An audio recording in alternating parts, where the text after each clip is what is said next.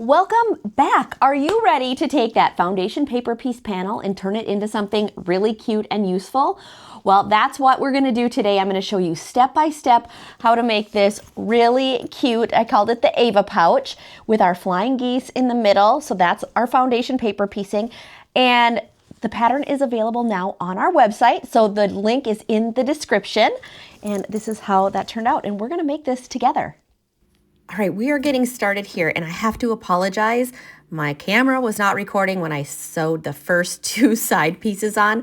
So I started by sewing the side panels on, and now I am stitching the bottom on. So I sewed the sides first, pressed them open. Now I'm stitching the bottom. You just match up the raw edges. All the information is right inside the pattern.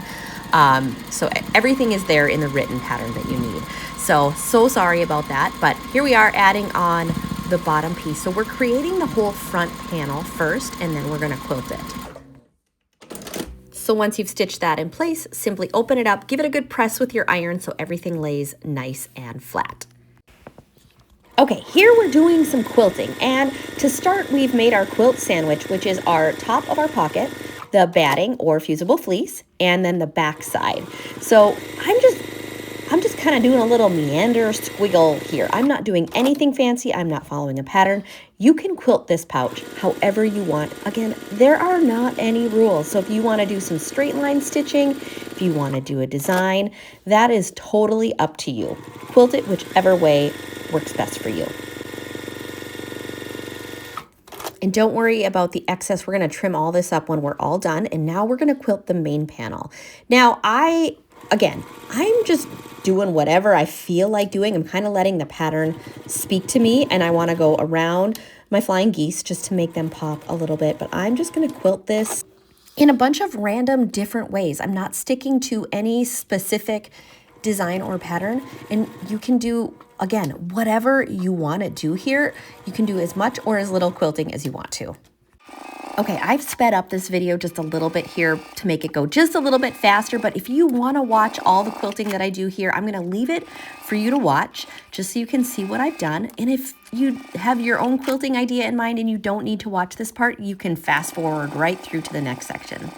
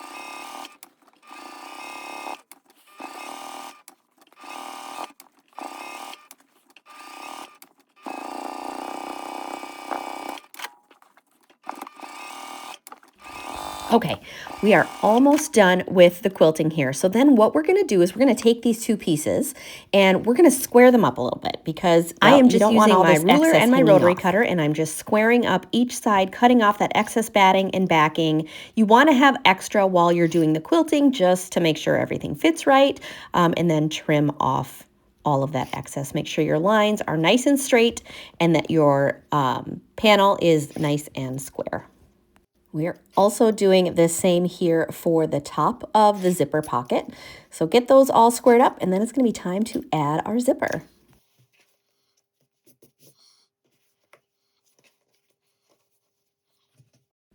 If you're using zipper by the yard, make sure you get your zipper pull added at this time. I'm just using my hands to add it. I love to use my zipper jig, but sometimes, depending on the zipper, it'll go on nice and quick with just your hands. But that zipper jig definitely does help and make this process a little bit smoother. But once you get that zipper attached, zip it all the way to the other end. Be careful not to zip it off. Open that up just to make sure everything lays nice and smoothly. Okay, so go ahead and add your binding. I stitched it on the other side already, and then I just folded it over to the top, and we do this on the bottom of the top panel and the top of the bottom panel. So this is where your zipper is going to go, is attached to this binding on the other side. So we're going to add the binding first. It's just cute and decorative. And then we're going to go ahead and just stitch the zipper right to the bottom side of this binding. So to add the zipper, you just basically lay the binding edge on top of your zipper. And I want a little bit of my zipper to show because I'm using a cute decorative zipper with some stripes on it. So you can lay it however you want, like have more or less of the zipper showing. And then just make sure you're stitching so that you're capturing that zipper on the back side. It's just on the underside of that binding. So now that the front panel is done, it is time to quilt the back panel. We made a quilt sandwich again with our exterior piece, our lining, and our batting is in the middle.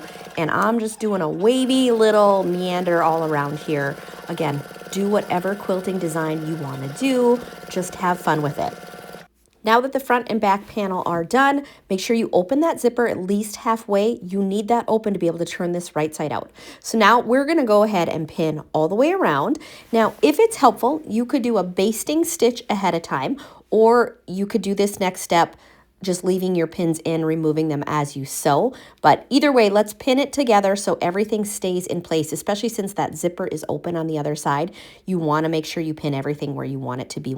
All right, next we're going to add the binding. We start with the sides. So you just lay your binding strip down on either the front or the back. It doesn't matter. Stitch it in place. And then we're going to just flip it around and stitch it in place on the other side. And we're going to repeat that we're doing the right side right now. We'll repeat it for the left. And then we'll do the top and the bottom just a little bit different because that's how we're going to make sure we enclose all of our raw edges. Because right now, this strip has two raw edges, one at the top, one at the bottom. Don't worry about that yet. Once this side is sewn in place, go ahead and trim off any excess if you have any. And then we're going to go ahead and repeat this process over on the other side. And then we're going to do the top and the bottom.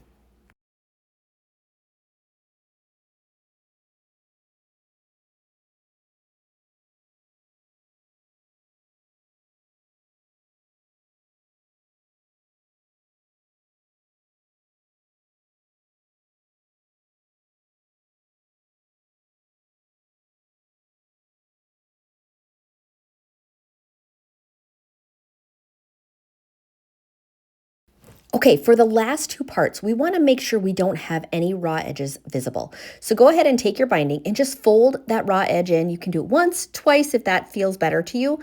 Fold it back in half, and then we're just going to stitch it right along that bottom edge. Make sure you capture those folds in the stitching. And then we're going to stitch down the length of this pouch, and we're going to stop, I don't know, 1 inch to 2 inches before we get to the end. Then you're going to fold that end in as well. It gets a little tricky because you've stitched part of it on there.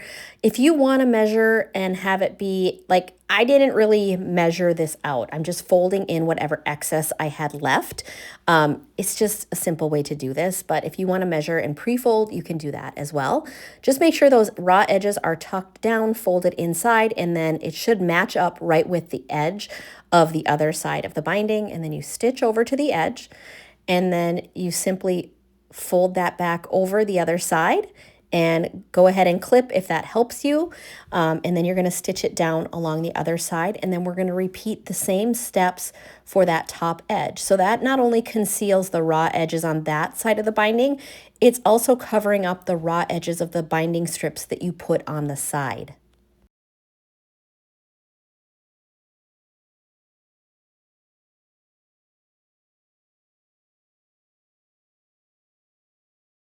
All right, we're at the top, repeating those same steps, fold it in, and then just fold that shut and just kind of hold it with your fingers. And I've never had anything come undone after this process is done, because not only are you stitching it closed here along this top edge, when you fold it over, you're stitching on the other side. So nothing is going to come unraveled or undone, so you don't have to worry about that. So tuck in that excess. If you have too much excess, go ahead and trim. You want about 1/4 to 1/2 inch on the inside there. It also helps to eliminate if you don't want to have too much bulk in there as well. So go ahead and finish stitching that closed, and then we'll do the same thing. Flip it over, clip it, and stitch it in place. And then you guys, all that's left is to turn this pouch right side out and see how cute it is.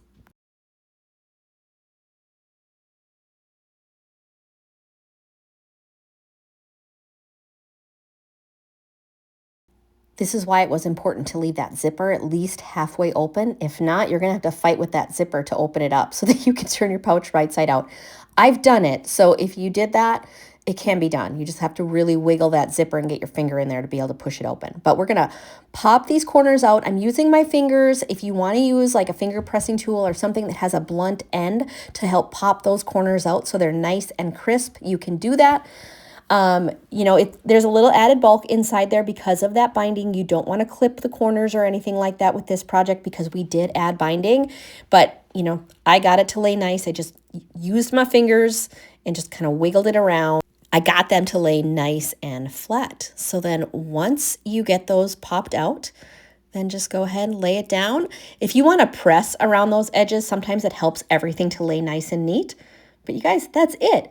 We've added a zipper, we added binding, we did foundation paper piecing and quilting.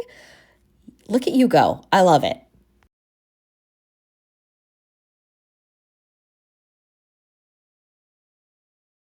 Isn't that fun? We took our foundation paper piecing panel, turned it into something super cute and super useful.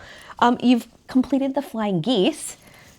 I don't know about you, but I mean, I have nothing to compare it to, but I thought that was pretty easy to do the flying geese that way. And I can't wait to just load this up with my things and just be able to take this like in the car whenever I go somewhere and have all my things tucked in securely, all zipped up. So thank you for watching. I hope you enjoyed this. Be sure, if you haven't already, hit that subscribe button. Be sure you're following along. You turn on the notifications because we're going to have a lot more tutorials coming up for you very soon.